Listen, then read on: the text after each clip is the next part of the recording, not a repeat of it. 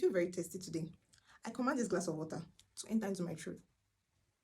Or I can as well drink the water. There, I'm not thirsty anymore. You might be wondering the reason behind this analysis that I just did. See, there is hardly anybody that experienced a significant miracle in the Bible that did not play a role in that miracle. There is hardly anybody in the Bible. Look, I call it motion in faith. There are sometimes that God will actually withhold some things from happening in your life until you give him permission to. Very, very possible that you are desiring something from God, but then you must give him the permission to move in your life. Let's actually look at some examples in the Bible. Take a look at Naaman. Naaman had to bathe himself 7 times at the River Jordan for the leprosy to have disappeared. Simon Peter had to throw his nets into the waters for the fishes to have been caught. Moses also in the Bible had to do what? He had to stretch forth his rod for the sea to be parted. And you also look in the Bible, you see when Jesus healed some people, he will tell them, pick up your mats and walk. You see some of the blinds that he healed, he'll tell them, open your eyes and see. Why do you actually think that your miracle you're praying for will actually fall on your laps if you don't align with God? You need to understand that some of the prayers, some of the answers that you're looking for, you actually have to partner with God in alignment to what you're asking for. If all of these people in the scripture had to play their own role in obedience to God, what actually makes you think that yours will be different?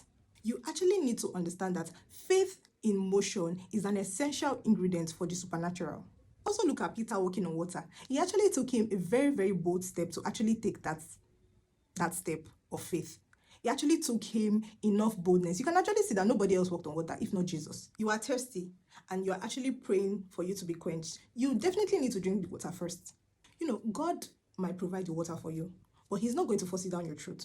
Somebody can actually fix you a plate, but nobody will force you to eat. So while you are praying to God for certain things, have you prayed the prayer of inquiry? Ask God, Lord, what am I supposed to be doing to partner with you in this season while I am waiting for my miracle? While you are waiting for that miracle, what are the things that you should be doing? To understand that the prayer, that thing that you are praying for, is often on the other side of obedience. If there's one thing that God has given to us, is the power of choices. God will not force his will down your throat.